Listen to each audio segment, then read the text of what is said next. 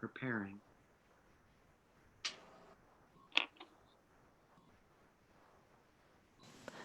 Good evening, folks. Welcome back. This is your half-hour call. Half hour, please. Half hour. Thank you, Kristen Gibbs. Hello, everyone. I'm Curt Columbus. I'm the artistic director here at Trinity Repertory Company. We want to thank our friends at Washington Trust, who are the sponsors of your half-hour call. And I'm so happy to have as my guests this evening a trio of indomitable women who are actor, artists, and incredible teachers.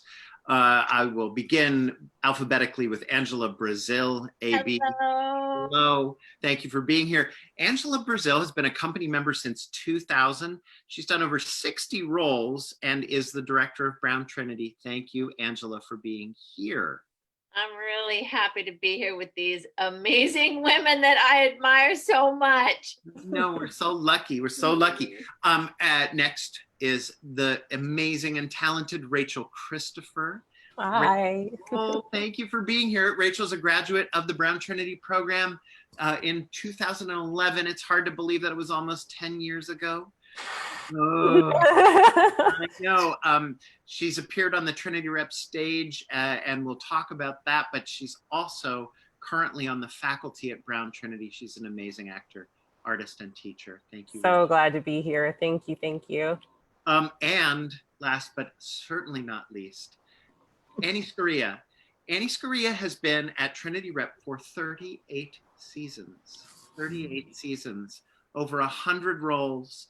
She is a force of nature on stage, an incredible actor, and really one of the most amazing teachers that we have, which is why I wanted her here tonight. Annie, thank you for being here. Thank you. It's lovely to see you all. And it's great to have this conversation. So let's talk a little bit about the training that each of you had. I'm going to start, Annie, with you. Like, how did you train as an actor, and what do you bring from that training into your teaching today? I did the high school college thing, and then I went to the National Theater Institute for a semester, which usually people go to when they're in college. I went after I graduated, and the head of that program wanted to start a conservatory. So he invited 20 people from his 6 semesters at NTI, and we were the first conservatory class. And so I finished that training, and we had our own company for a year. Then the whole conservatory moved up to Trinity Rep because Adrian offered him fewer students. You know, it was just a better atmosphere here. And it's been here ever since in one form or another. So that's the training I had, which is basically working professionals teaching what they do. And then when, since I think my first show here was Christmas Carol 79. And Rachel, was that before you were born? Only just slightly, only slightly. So then there is this great way of learning that is from watching your peers and your elders. And when I got here, the 3 Richards were here: Richard Nealand, Richard Kavanaugh, and of course, Richard Jenkins. So I got to sit backstage and watch them night after night after night. And I learned so much from other people too: Barbara Meek, Barbara Orson, Davy Jones, all those people who were here and were people of the theater. I apprenticed basically with them. And I bring in, I mean, they're in my mind all the time. I think about Richard Nealand and his crazy hairdos, and then he took off his hat and his hair was the shape of the hat. And, you know, it's just these people came from burlesque and they knew the old good ways. And so I apprenticed with them. Amazing. Amazing. Thank you, Annie. Before we move on, I realized I have this, just because you said burlesque, and I want to talk about play as we go forward. Peter, I forgot to play this clip right at the beginning. Can you play this clip from Beowulf, A Thousand Years of Baggage, because it's actually exactly what Annie's talking about. This is real. This is me in front of you. A mother, a mother, a mother, a mother.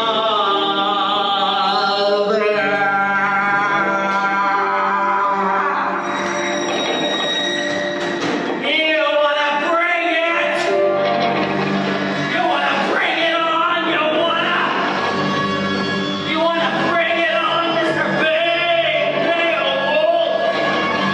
With your big hero body and your big hero head. Come on!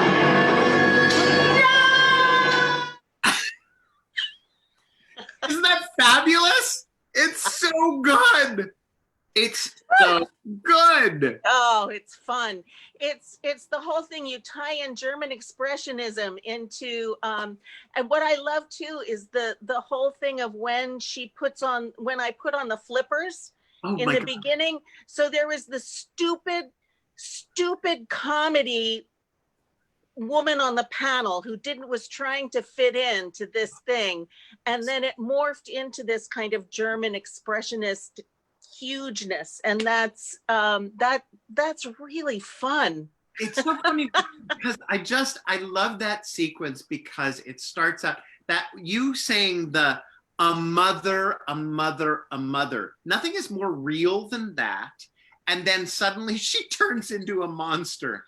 Nothing is more real than that. And so when we think about what actors do, the essence of it has to do both with play and honesty and, all of those things participating at the same time. That's why I wanted to do that clip, because it just, I think it's crazy good. So Thanks, that was fun to see. yeah. Angela Brazil, That's my love. your training. How did you train, and what do you teach from your training? I had some training. I know. I went, I got my master's, my MFA degree at the University of Iowa.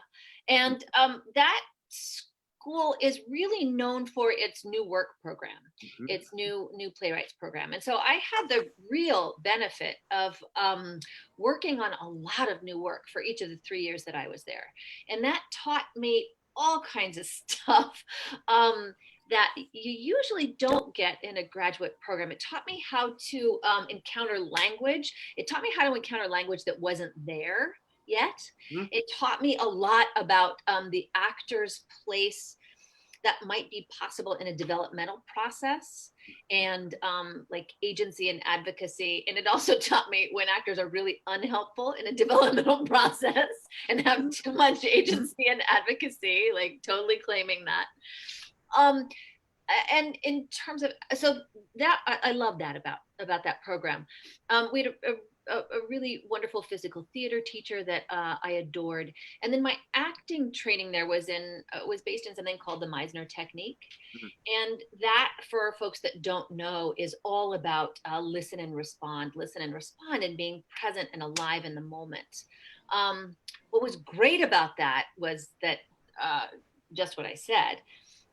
What is a little bit difficult about that is that it's not a technique that explores an actor's physicality in space quite as much, in the way that Annie so brilliantly teaches. And so that's my formal training. It was a great program, and I'm so glad I went there. I also had the opportunity, going through that program, to teach all of the 3 years that I was in that program. And everybody on this call knows that teaching teaches you almost just as much as it does the folks that you're teaching, right?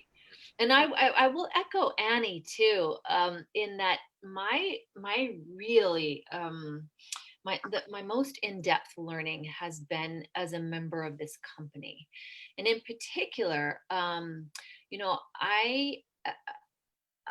Trinity Reps Company. I I have had the great benefit of not just being mentored by and getting to watch amazing actors, but in particular, amazing women actors who have been working for years and years. And that's not always possible as a woman, but it is at Trinity. And so I've gotten to, watch Annie's work from backstage and listen to her for 20 years now, and Phyllis Kay and Janice Duclos. I got to do the same with Cynthia Strickland and with the great Barbara Meek. And those things, those voices are also always in my head, and they're part of my ethos. And so that the depth of that training is not something I can even begin to articulate.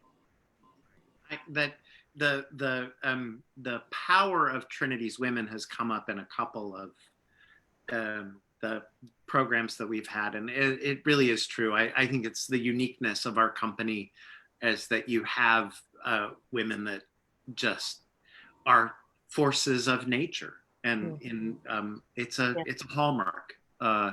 It's funny, Annie, you talked about the Richards, but then there are the Barbaras, and there's this tradition that proceeds from the women, and it's nice to call it into recognition because it's really there. Rachel Christopher, how did you train? He's like, he said, not sure exactly how. So I trained at this wonderful program called Brown Trinity for 3 amazing years. And I would say the kind of hallmark of the training is, at least the actor training, is building artists who can enter spaces and feel like fully rounded, fully capable artists, people who are able to participate at any point in the process. And the training is so varied in the way that it allows actors to be leaders in their directing training, leaders in their playwriting training, and leaders in their own sort of physical embodiment. And so by the time you graduate, you have had your hands in almost every trick of the trade, as it were. And so you're able to truly be a collaborator in any room that you walk into. And I also, because I was at a school that had a resident company, I was able to watch all of my teachers and learn how they put some of the classwork into their work and into their profession, and also just see things that they struggle with, watch how they deal with technical issues. Because I remember learning in school that sometimes your acting problems will be with you for the remainder of your career, because your life problems are sometimes your acting problems. And so watching your, teachers, your, resident humans work through their artistry on a daily basis is kind of a lesson that can't be bought. It was really incredible. And I think in my teaching, what I try to bring most in the classroom is to really empower all of the students to be full collaborators with whatever piece they're working on. And I've been working on Shakespeare most specifically in this program. And I think it's so easy to feel like, we have a Jesus complex with that particular playwright. And I'm trying to find a way for all of us to feel like we are equal collaborators in this process. Otherwise, it's not a scene or a play I'm interested in seeing.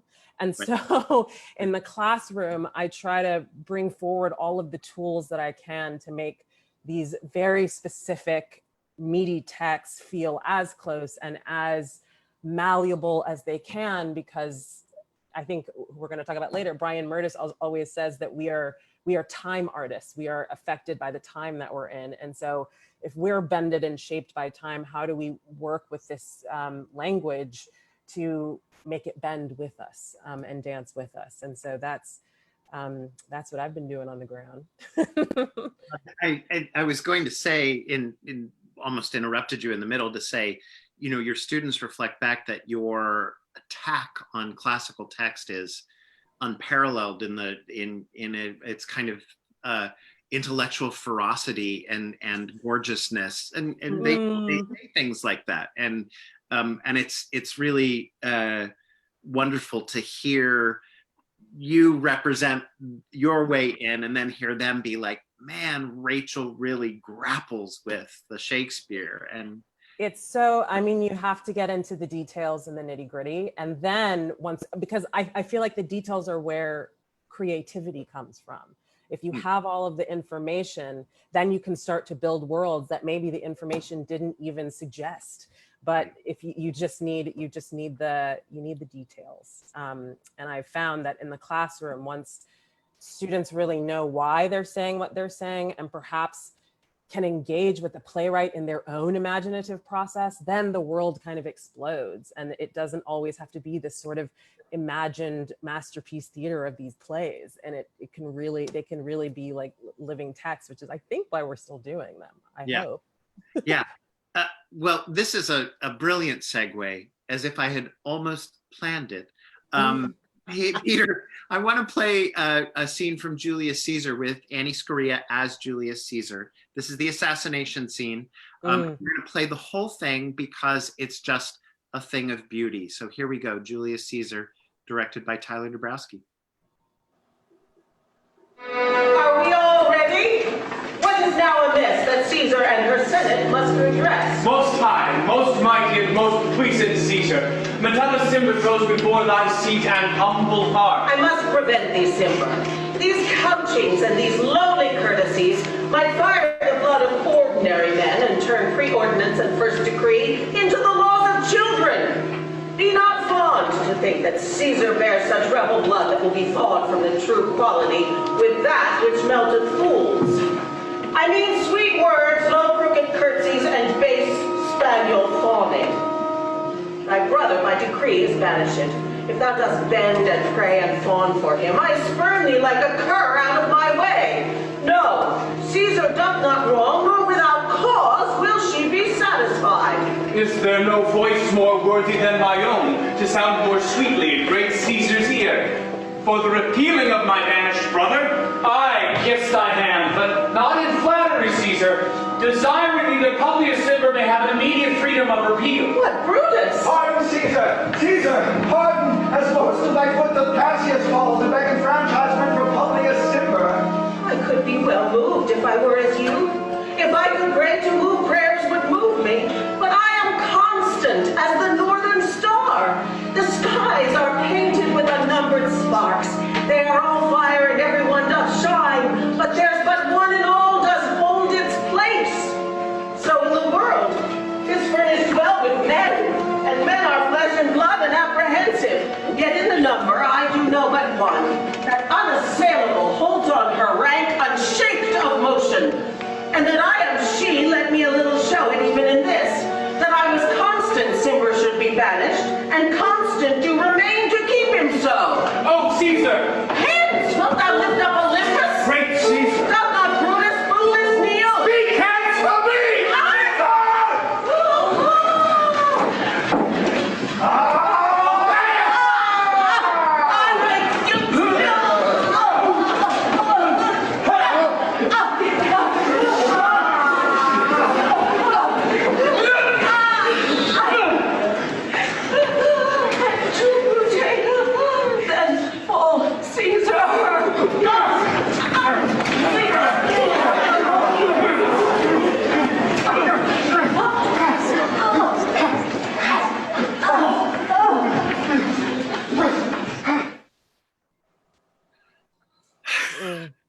Bloody. So upsetting. So upsetting. So It's upsetting. so upsetting. I mean, Rachel, it's actually just what you're talking about, right? Which is we are creatures of the moment. Yes. And in our moment, to see that is really upsetting. It's so it's so upsetting. And it's I think really in order to sort of rise to the moment that time has given you, you really have to not only employ every sort of tool in your technical tool belt, but also be open to all of the suggestions and alchemy that could exist in that language, and collaborate with the director and also with what is underneath all of this text, and where Shakespeare may have gotten this idea apart from the fact that it was in a history book? There was an impetus. Where is the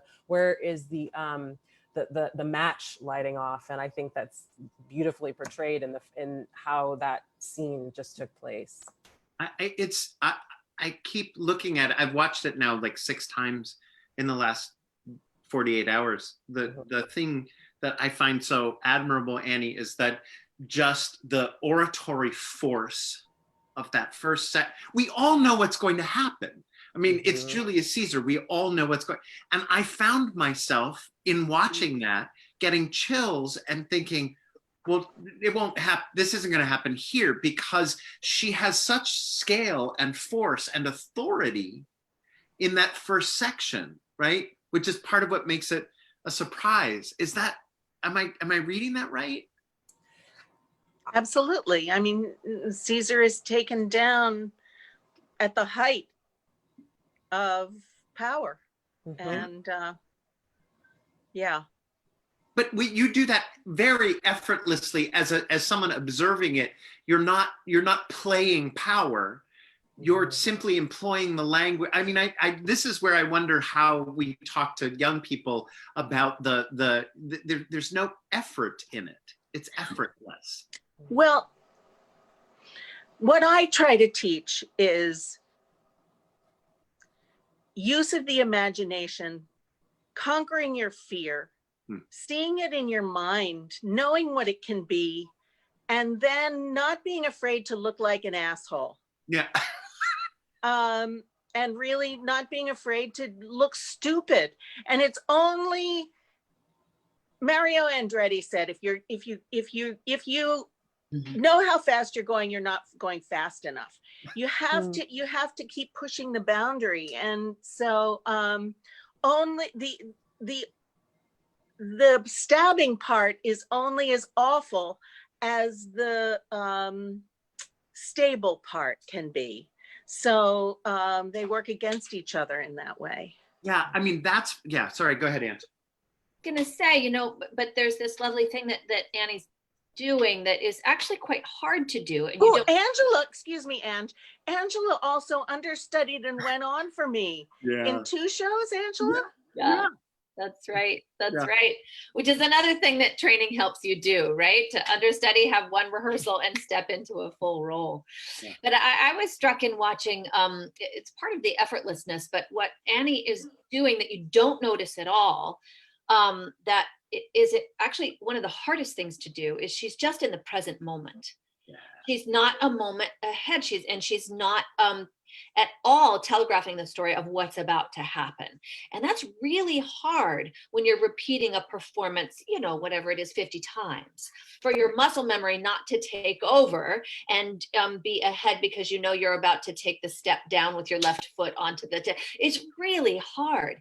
And Annie's not doing it at all. She's just right there. She's in the moment. She's in the language, in the moment of event. And it's really exquisite to watch. Yeah, it is. It's an exquisite piece of work because of the craft involved in making it look effortless and in making it feel surprising and thrilling and upsetting, and all of the things requires a great actor. So that's, when I watch that, that's what I see. Thank you. Let's just to remind everyone who's watching, if you have questions, please put them in the Facebook Live chat, and we'll answer them after we've had our little talk here. But I want to move on to another clip and keep us moving forward. This is one that features the great Rachel Christopher. It's in our adaptation of Crime and Punishment with Stephen Thorne as Raskolnikov. So Peter, can we play the clip from Crime and Punishment?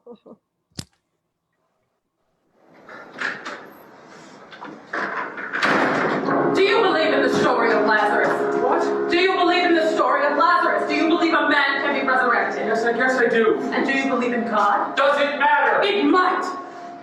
I've been thinking about what you said. I think I understand you now. You were so kind to my father. You were. That crowd stood there and watched him bleed to death in the middle of the street, but you told them to bring him upstairs so he could die in peace. You made sure he could see me one last time so he could ask my forgiveness. What is it? Nothing. It's nothing. Don't be frightened. It's all nonsense when you think about it. Why did I come here today? I keep asking myself that question. I said yesterday that I wouldn't come to ask you forgiveness, but it feels like I have. Listen, remember what I started to tell you yesterday? I said that if I came back today, I would tell you who killed Elizabeth. How do you know? I know. They found him? No. And how do you know? Yes. Why are you scaring me like this? I must be very close to him. Don't you think? Very close. You see, he didn't mean to kill her. He killed her accidentally.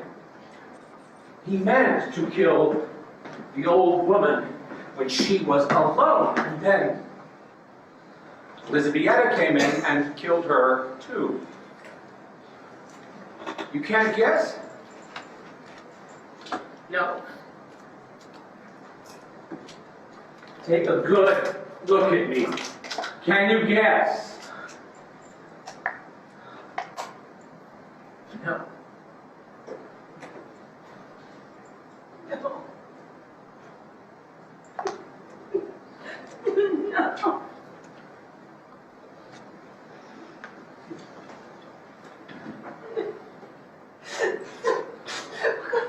Merciful Father! No! Oh!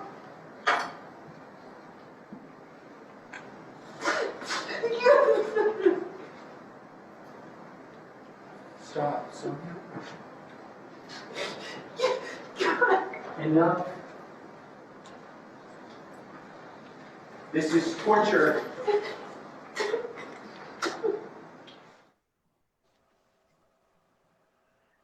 Wow. Mm. Oh, that was so long ago.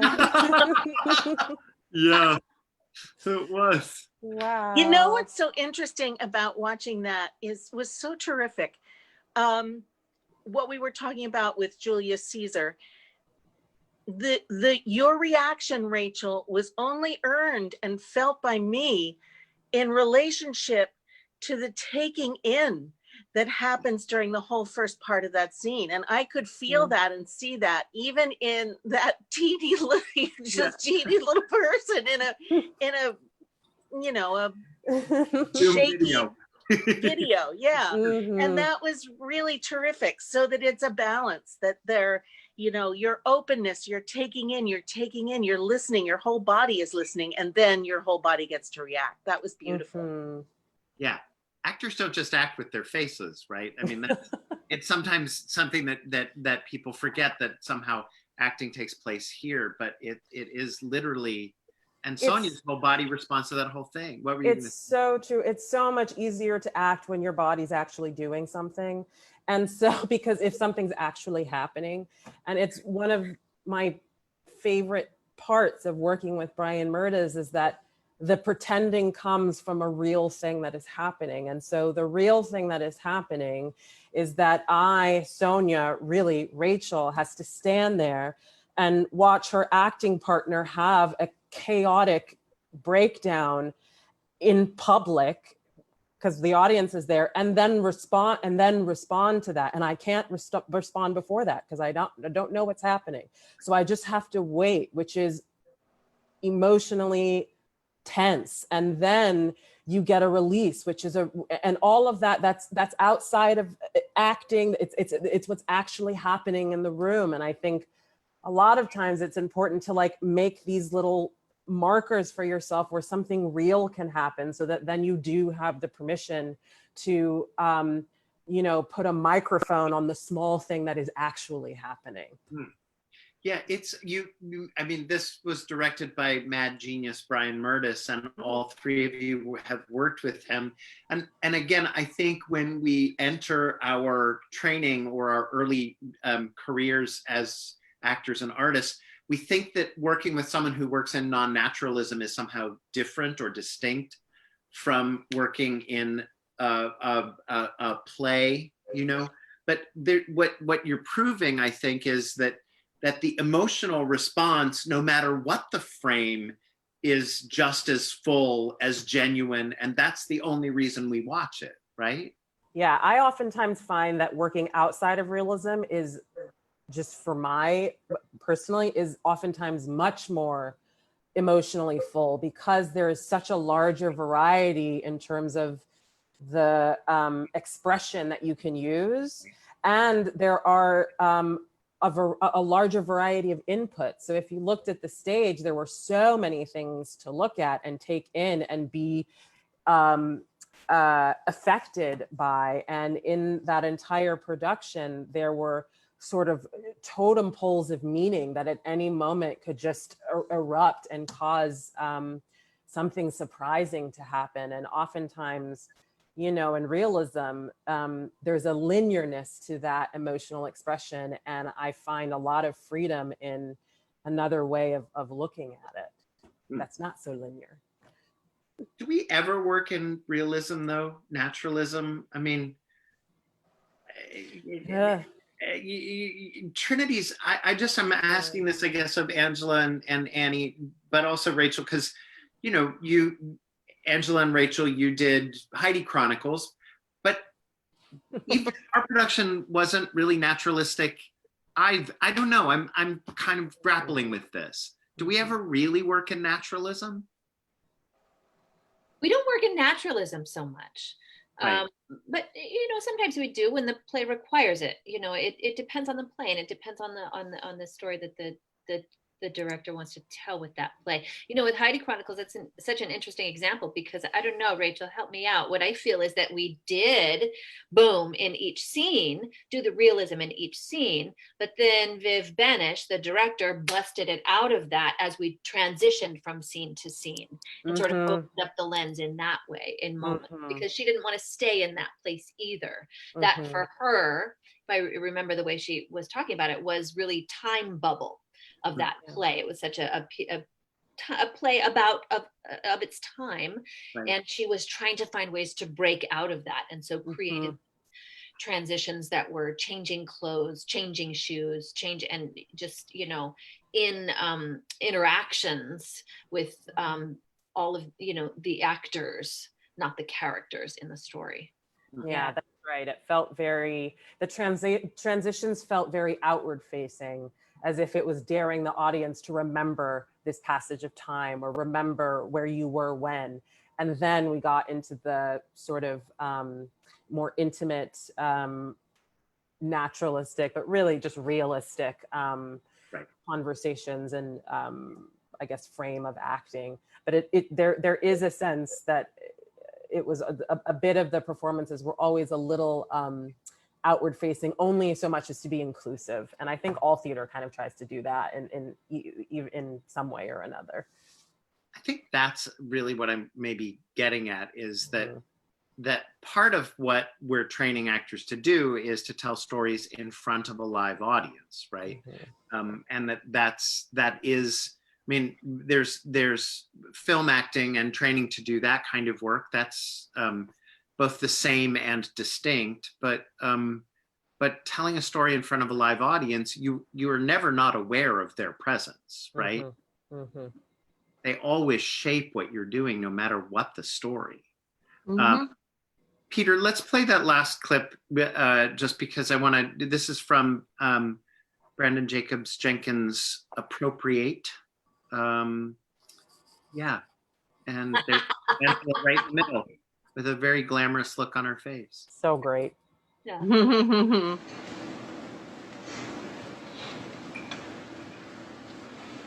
Then we'll fly standby, though. I don't care. I will wait all night in the goddamn airport. Rachel, we already rented the van. No, but we're going home. We've had enough Southern history for a lifetime. We cannot afford 3 last-minute plane tickets. Oh, let me tell you what I can't afford. Being physically attacked in front of my children. Do you know how humiliating that was? Everybody knows Tony's crazy. Your entire family is crazy. Your brother threw himself into a goddamn lake. He was so crazy. And in fact, it's infectious. Your family makes me crazy. I have never fought anyone in my whole life. And I hate myself. I always hate myself around your people. I can hear myself becoming this annoying, shrill, chatty catty thing around them. It is not me. Oh, that is not who I am, and I know this. Why do they have this effect on me? I ask myself every time, how is it that they have the power to turn me into this thing? And now I know. It's fear. I'm afraid around them because they're violent. They need violence, and I don't have that need. I don't like violence. This obsession, this thirst, it's inconceivable to me. I mean, your youngest child just walked down the stairs in your father's hood as if we needed more proof. I mean, what are we supposed to do with that? I don't think we have to do anything. You heard Cassidy. They didn't even know what that was. Yes, and that is not okay, Bo. Because what they do know is how we responded, which was with horror. And how are we supposed to explain that?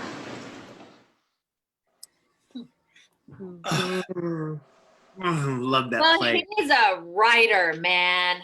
Damn. Oh boy. Here's what, again, I've been watching all three of you for several days now. Here's what strikes me in that scene, and the way that you use that language like music, just vocally what you're doing with the sounds, the open moaned, I mean, I can't even describe it. It's like, it's really, it feels almost sung to me in a way that is so beautiful, and so specific to that writer in some way, but also part of the actor's craft, right? Which is that you use sound to create emotion in me, not necessarily in yourself, sometimes in yourself, but the way when I listen to that lands on me is painful. I don't know, maybe is that what you try to do, y'all? It's wow. It's always so strange to watch yourself. That scene came after a huge transition, and this piece was directed by Brian Murtis as well. A huge transition that every member of the cast and crew was involved in, that involved breaking down the entire set from a realistic set into a completely non-realistic space, in which we were all of the characters in the play were then gathered and present, but not in each other's spaces. So it transitioned from to, yeah, and then we just have to be with these people. So I think in part of the was definitely a choice to be still and place it all on the language and all on the sounds of the language and what she's trying to work out in that moment, because the moment before had been utter and complete. We had really obliterated the set. Right. We needed to center. That's what I heard. I heard an innocence of questioning, which is really, I mean, we don't come to that often in life. When we're really, our sense of self is obliterated, and like we just question who we are and what we, and that was very beautiful. Yeah. I can imagine people watching the three of you and your performances and going, how does anyone ever learn to do that? That must be magic or alchemy, or but there are very specific technical things at work, right? Which is a kind of vocal training, physical training, a training of the, Rachel, you said this earlier, that it's so much easier to act when you have your body. Your body is your instrument. We talk about our bodies as instruments all the time. Yeah, you really, I always say that the training is sort of the skeletal structure that holds up every sort of impulse that you have. It holds it up, but your life experiences, your own human essence is what really sort of makes these stories come to life. And I think that I made this mistake so I can speak on it. I think that when you get out of school, it's very easy to feel like the technique you've learned to be physically present and to be vocally resonant and to work the language in a way that is effective and eventful is the main point of being on stage. And it truly, truly is not. And I found that really the actual engagement with the real thing that is happening is the point, and the technique is the thing that allows you to keep going and keep speaking through the actual thing that is happening. And I think, you know, one of my students asked me why sometimes people speak with a Shakespeare voice, and I said it's because they're not actually listening to what is. There are tons of reasons, but the thing I said in this specific instance was that sometimes they're not listening to what's actually happening in the scene, and they're playing around something, and they're not realizing that all this technique they've been practicing is just to allow them to speak, to keep speaking even when they're sobbing. That's the whole point, is so that we can still understand you even though you are broken as a human being or you are elated as a human being. Right. But really you have to, your artistry comes with finding where the elation comes from and where how you actually find and create those buoyant experiences and live and be understood through them. Well, that's pretty much it. So. Yes. Yes. Like she said. I don't know, folks at home, write that down. That's my take. It's so good. It's so good. We got a question saying you've each talked about learning from watching established actors. What is it like working alongside students when the tables are turned? Isn't that interesting? That's a really good question. What does that mean when the tables are turned? When we're the ones that are old? Well, maybe when they're colleagues. Yeah, it means when you're old. That's what it means. I don't know. No one said that. Up with when you're old. Yeah. I said it. So awful. It's tricky. It's tricky. Yeah. And I know there are some people in the company who keep their teacher-student relationship in production. I don't tend to like to do that because I think that results in like a lie in the performance. I need somebody who's going to be as strong as I am to you know, who I can fight with, and I don't want them to feel like I'm judging them. So it's tricky. But sometimes there are ways of sharing things that might help, especially in scenes that you're not in. So there's not that thing of I'm watching you, and it's also important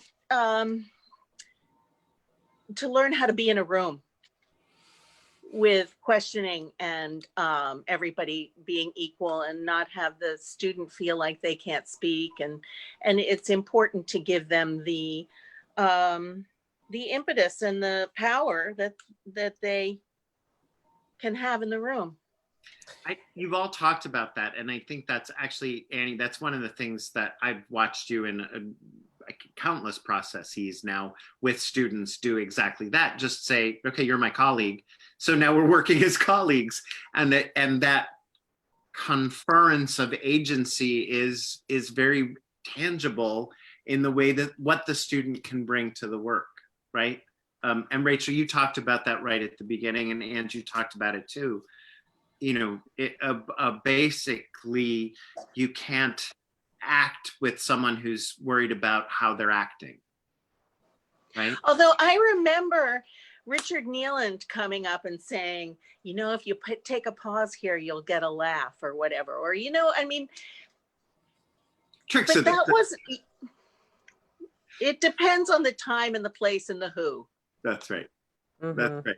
That's right. And colleagues do that too, like other actor colleagues. Yes. You know, we all ask each other, it's not working. I hate it. Why? What is it? Right. You What's know, you ask the happening? people that are watching to give you, you know, some input. And I've only been in a show with a student of mine once, but I found that I took a similar tack that Annie took, also because I don't know what I'm doing either. And so we are all discovering this play, you know, when your first day of rehearsal, that we all have questions. And so, and it's impossible to be asking those questions truly and interrogating that, you know, that blank slate, and also pretending to be the expert in the room. It's not possible, you know, it's not possible.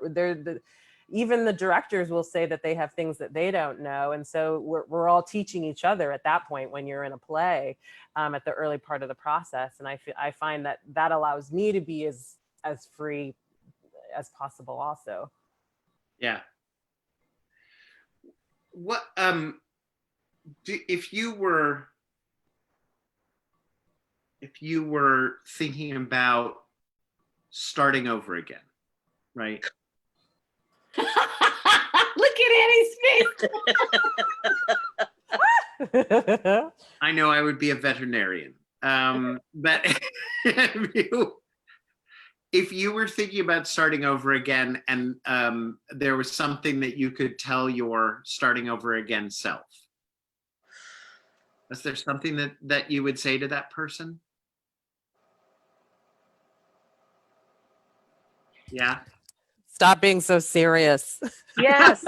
Be big earlier. Do Yes. it faster. Yes. Be messier. Don't be Mhm. afraid. Exactly. Oh, There is no getting it right. no. That's actually getting it as far off of alive as you can possibly be. You know, there is no getting it right. So don't worry. Don't be worried about it. Make someone tell you no. Just keep doing it until they're like, enough. Just go hog. I had a lot of teachers, a lot of women teachers, who were competing with me. And it was really intense and not helpful. Mhm. And I also lived through a lot of the Me Too casting couch era. Mhm. And so it was hard then to be a woman and be free and brave and bold. And so I'm so glad for everything that's happening now in that way. Mm-hmm. I would also, just to add to that, I would say, I would tell myself, don't ever try to make it look easier to fit you into a role or a part that you never thought you would play. Because I think that was a huge struggle, and perhaps still is, because I'm a Black woman in the theater and I have a lot of interests, and I think there's always a fear that I won't be seen as applicable to a certain story. And so there can be a habit of changing the way I present in order to fit, and that is just a useless exercise. Good for you. A harmful exercise. And so that's an important one. Yeah. Really good. Oh gosh, I hope people are writing all of this down. I would also have said, oh, you don't have to do that scene naked. No. You don't have to, so don't. I know, but when we're young, we're like, yeah, but I can throw down. And taking my clothes off is throwing down.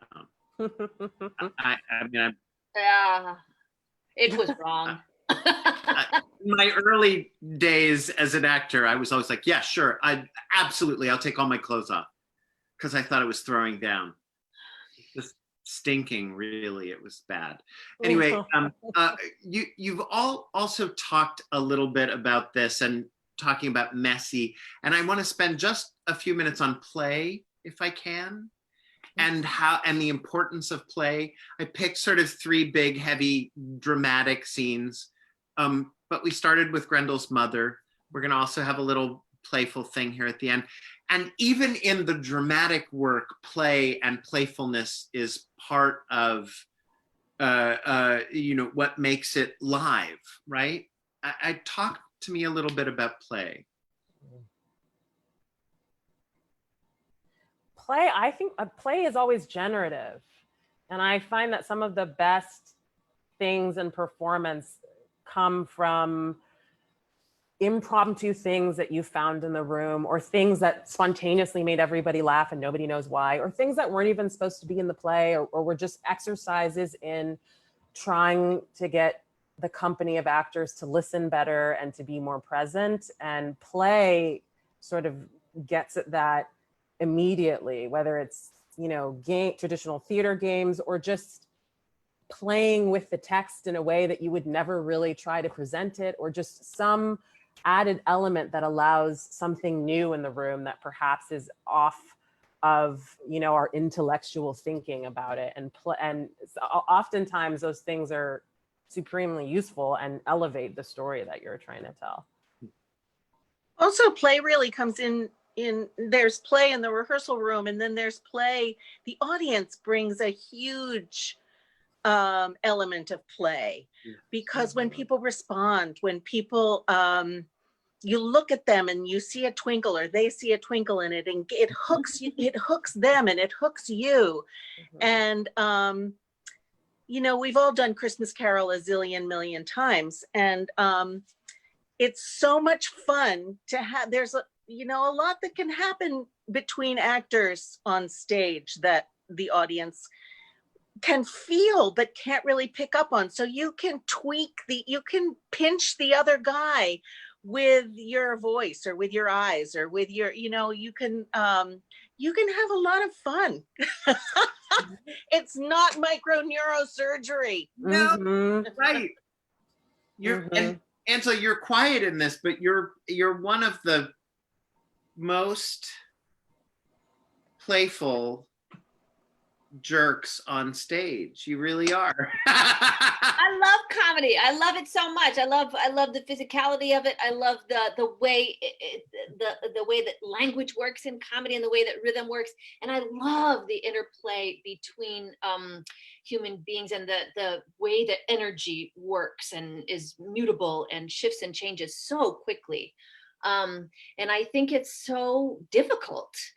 And it is endlessly fascinating to me why an audience will think something is funny one night, and the next night there's 4 people that laugh. It's fascinating to me.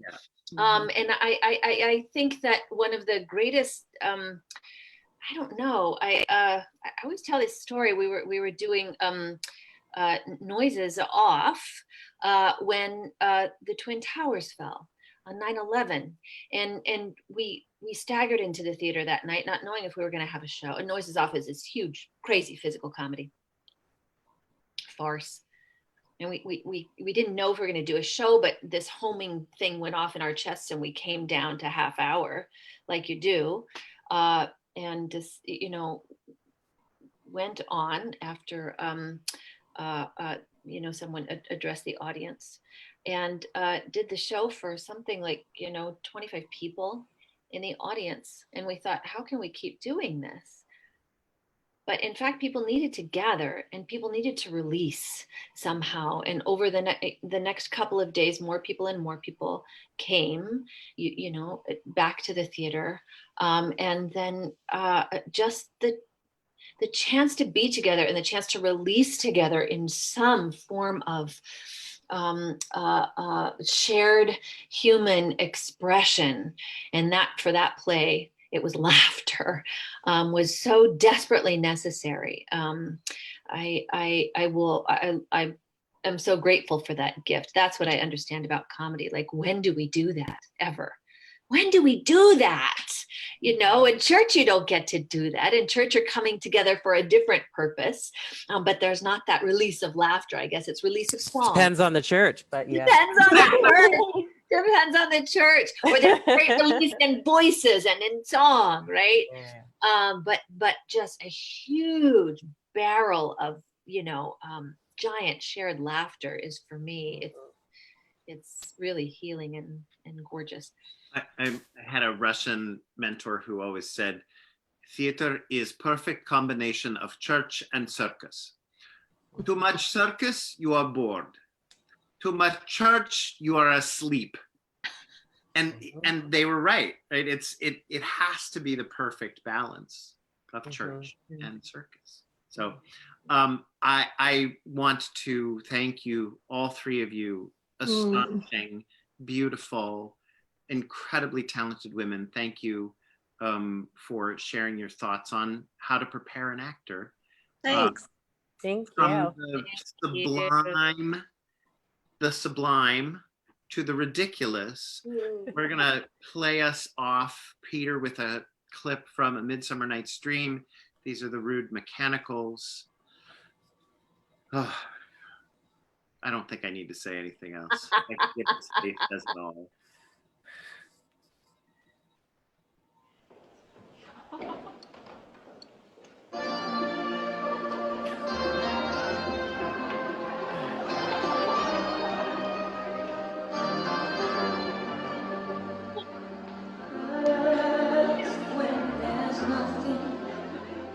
But a slow, nowhere dream that your fear seems to hide deep inside your mind. All alone I have cried silent tears full of pride in a world made of steel, made of stone.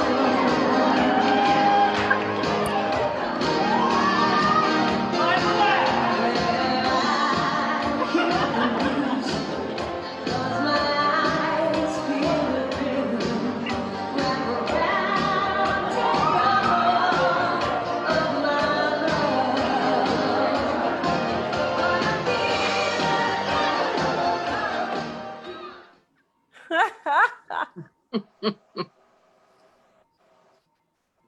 Ridiculous.